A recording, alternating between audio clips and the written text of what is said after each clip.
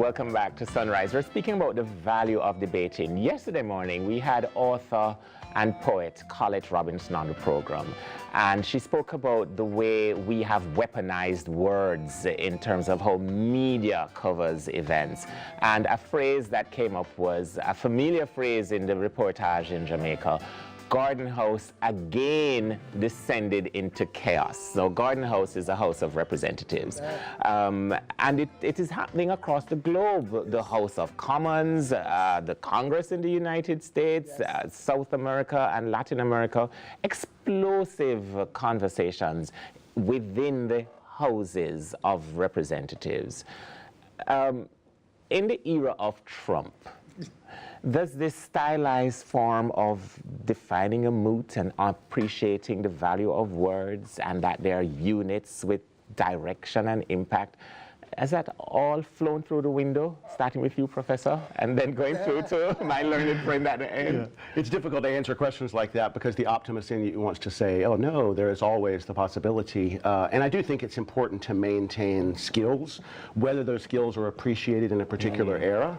We should always maintain those skills, and that's important. And I think it's also important to remember, and this actually speaks to what Dr. Small was mentioning earlier about democracy being for all the people, is the way that a government and a nation is set up to make decisions may seem democratic on the surface, but when certain special interests are given more power, for a period of time, and that may be lengthy, you know, dynasties last centuries, you will have certain portions of society that seem to dominate, and their mode of conversation, their mode of communication will also dominate, their language, their vocabulary. And so what debate teaches you is how to speak across difference, right? How do you communicate with someone who does not agree with you?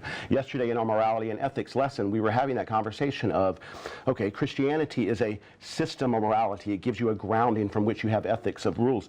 How would you have a conversation with someone who is not Christian to explain your rules in a way that is acceptable to them, even if they're not going to accept the religious foundation? Learning that is even more important, I would say, in an era when there is, as you say, volume over value. And Prof. Small, how do you see the appreciation today, or even the necessity of order and rules and procedure in public debate? Yes, I think this is an excellent question, precisely because of what you opened the question up with, that in different countries, we see the discourse seems to go to the lowest common denominator, where our statesmen are supposed to be stately.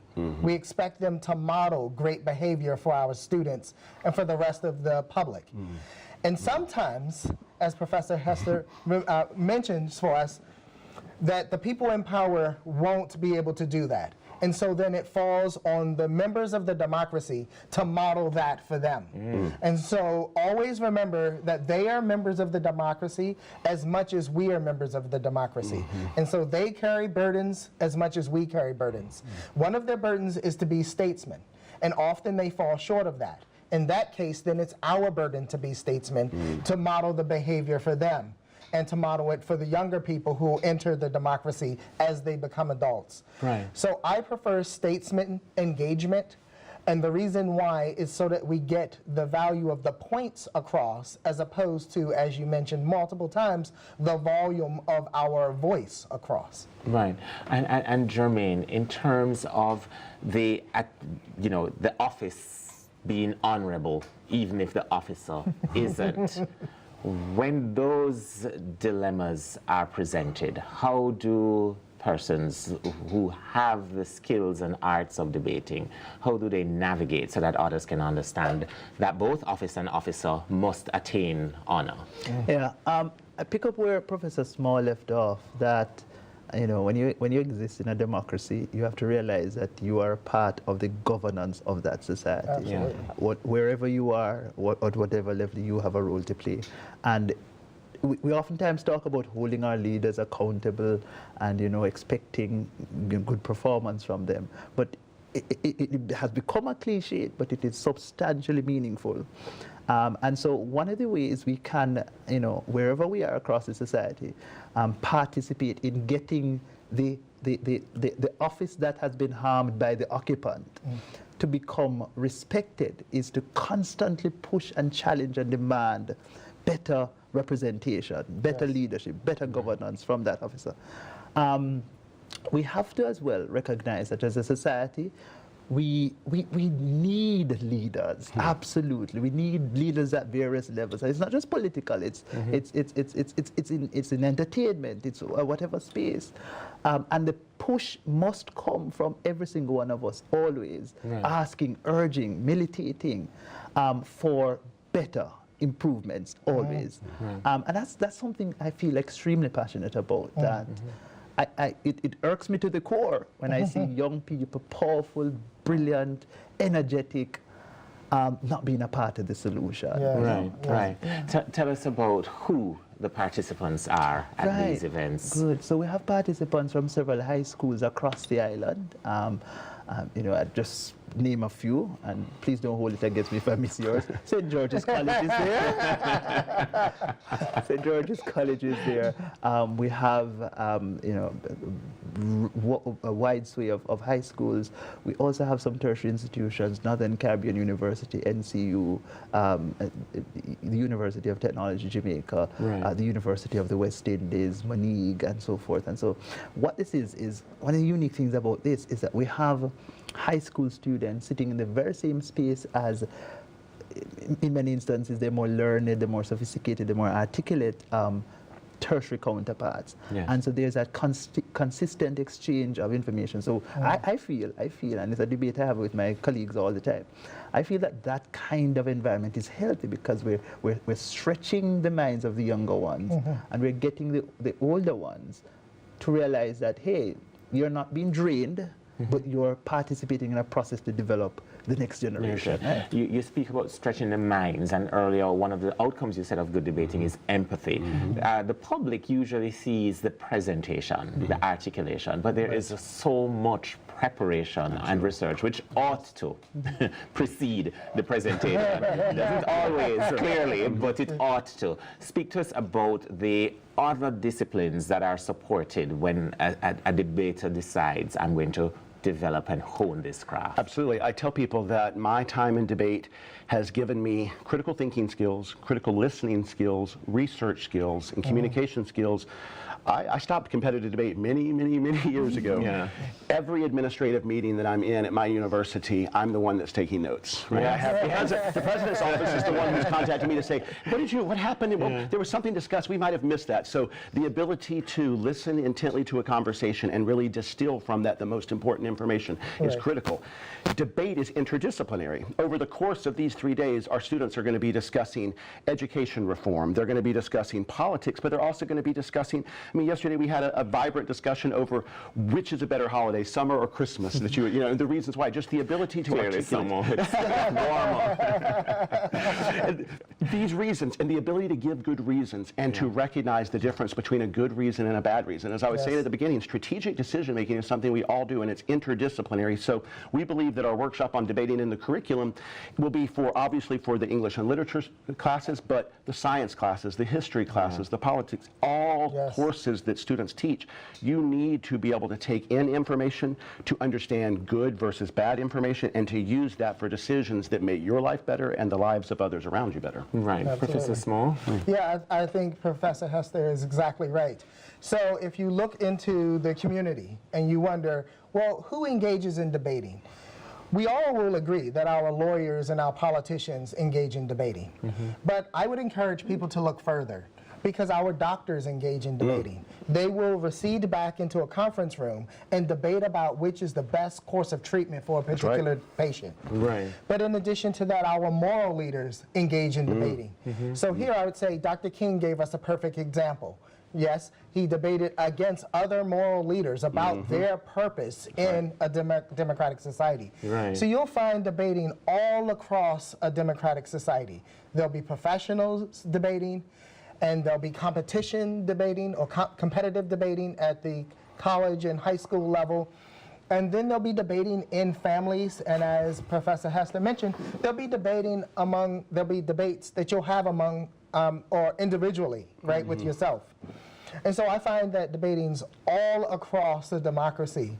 And what's good about that is it teaches us to have empathy, to listen to others, but most importantly, to sometimes realize that we're wrong.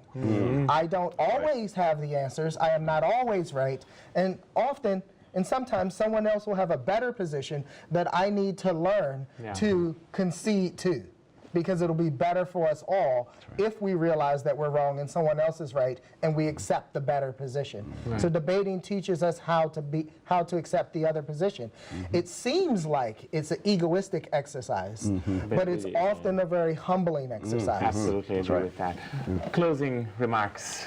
Well, really good conversation so far. Lots to say, lots have been said, but I just want to just highlight again, the importance. And I'll take it from this vantage point. I'll tell you what debating is not.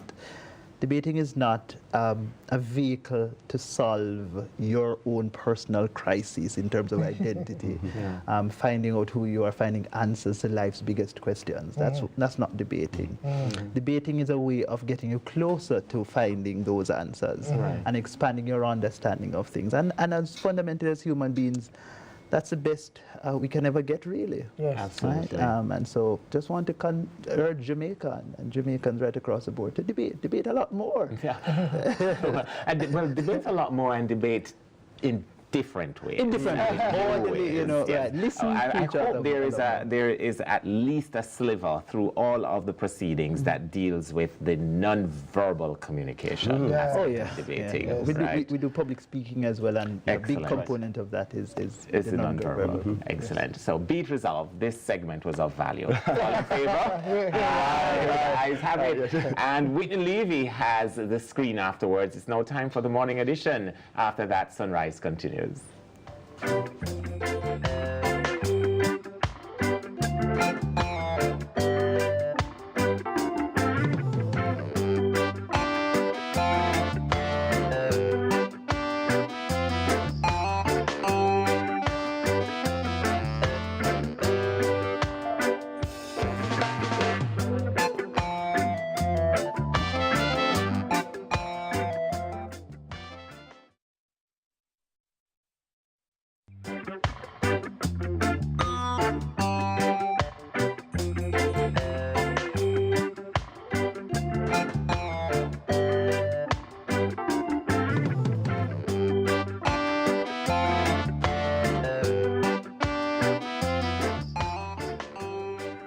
Welcome back to Sunrise. If you're just joining us, good morning. As men, we know sometimes many of us find it difficult to articulate our thoughts and feelings clearly when trying to win an argument. In some cases, frustration with communication can reach to the extreme and may even turn into violence or unhealthy discourse. My next guests, I can confidently say, have fully developed the skill of winning an argument in a productive and positive way. Here to share with us this morning, I have Professor Eric Small of Rollins College in Florida, Professor Michael Hester of the University of West Georgia, and Jermaine Barrett. Jermaine, you're familiar with. He's the president and CEO of Jade Limited. Welcome to Sunrise, gentlemen. Thank you. Thank you for having us. You're welcome. And Jermaine, we're going to start with you. You're hosting these eminent professors. Tell us first a reminder of yours, what's Jade and what this event is all about. All right, so Jade stands for the Jamaican Association for Debating and Empowerment. And we're hosting our friends here because we are developing a relationship where we're supporting each other to expand debating in our respective countries. Right. So we visited them a few months ago. We visited Rawlings 2 years in a row. We visited West Georgia, and it was amazing. Yeah. And so they are just excited to be here with us to support the work that we're doing in terms of hosting the Jade Debate Academy and Open, which is ongoing right now. Right. Now you said debate and empowerment, because many people believe that debate is either a hobby activity, an extracurricular activity at the high school level and at some extent to the tertiary level.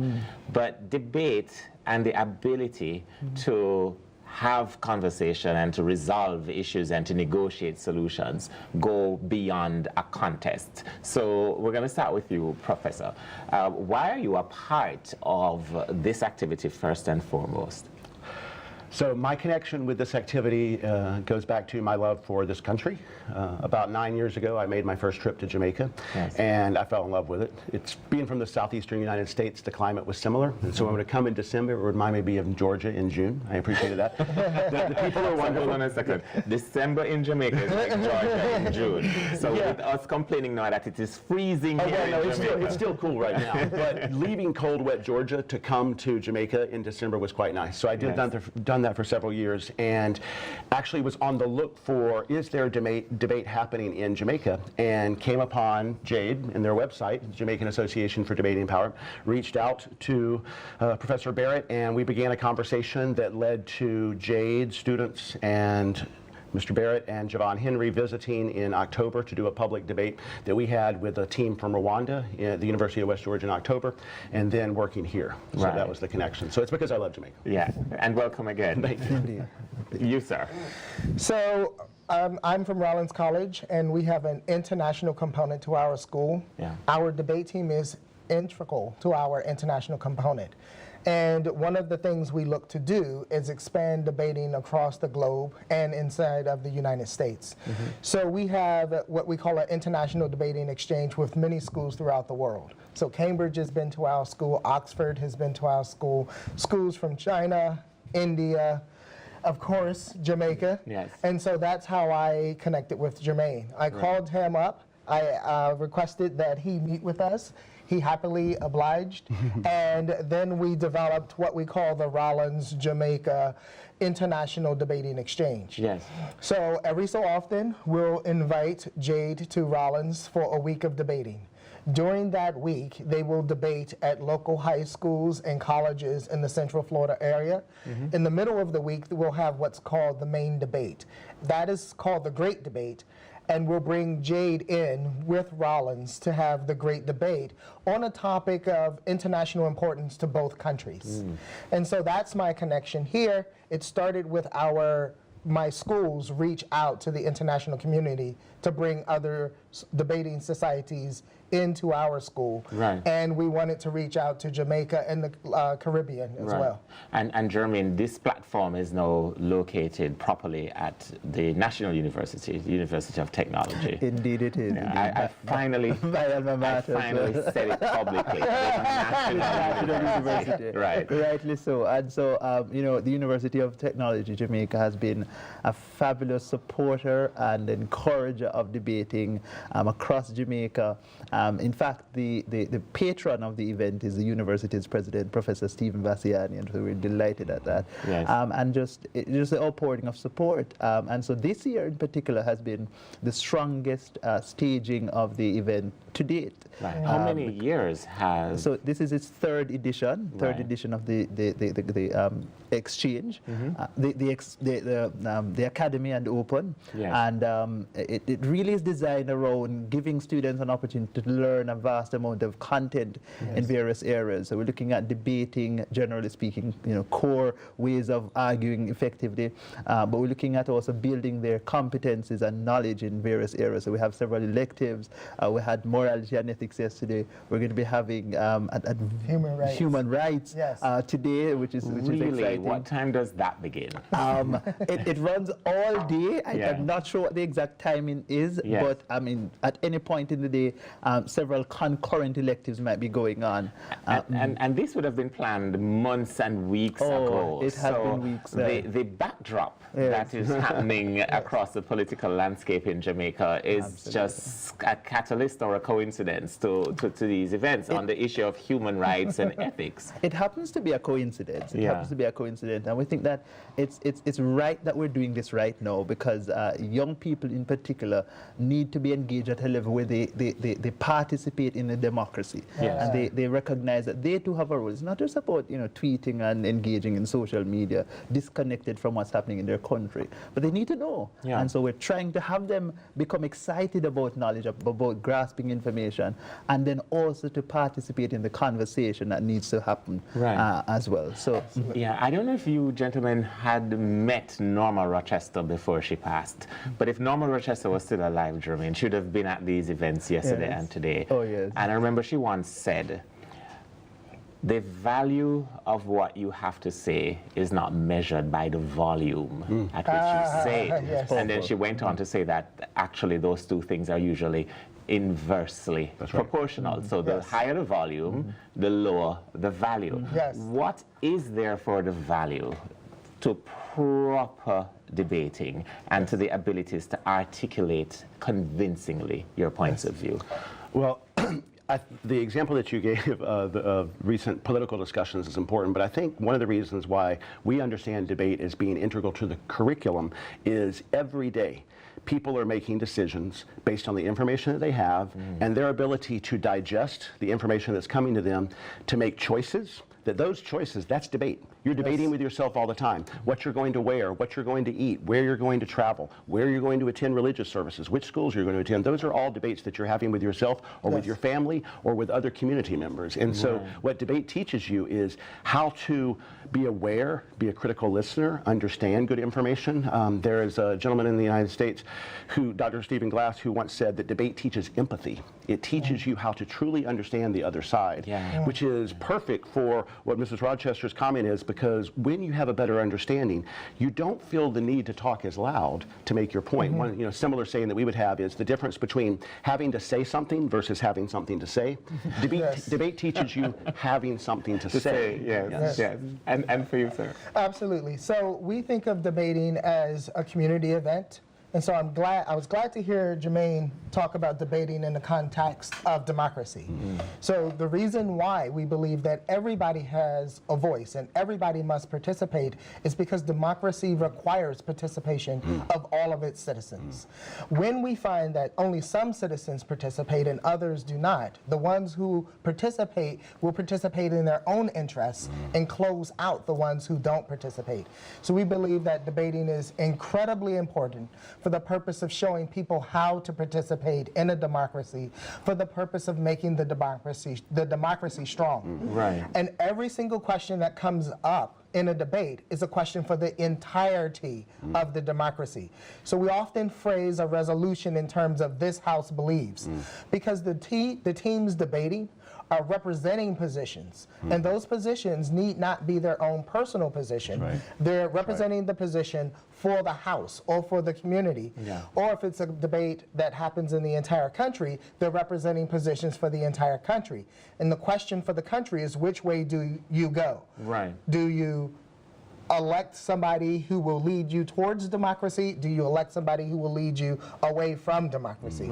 Or toward a particular outcome or the approach? Absolutely. Oftentimes, Jermaine, the outcomes are, however expressed, identical if achieved. It's the approach that the discontent or the disconcertion exists around. Let me ask a specific question in terms of the proceedings yesterday and today and the element of participation.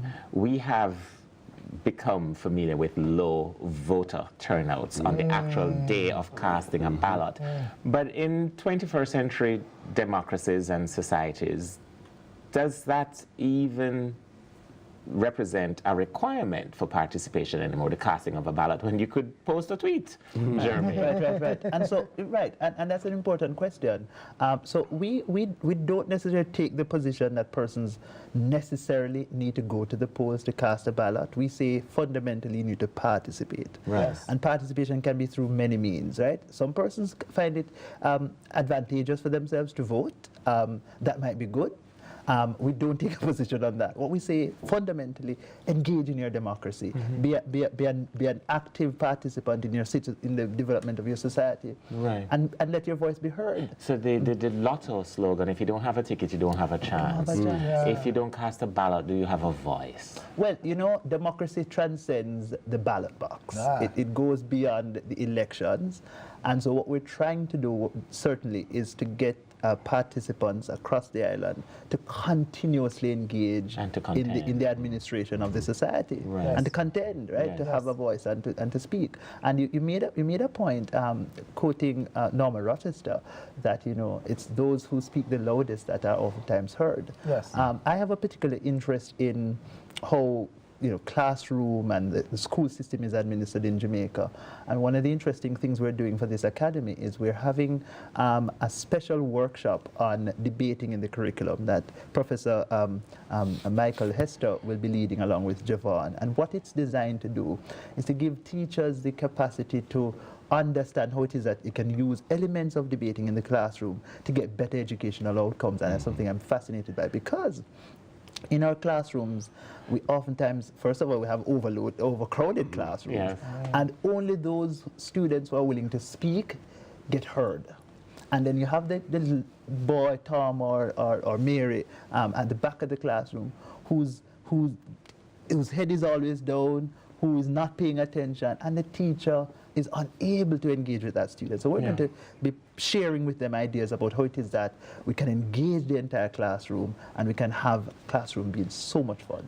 I'm having deja vu. I wish you could press the rewind button. Actually, my teachers at St. George's College wish you could press the rewind button, which is a perfect time to take a break. Yes. We're going to continue the value of better debaters and better debating to society and to the success of a population when we come back from the break.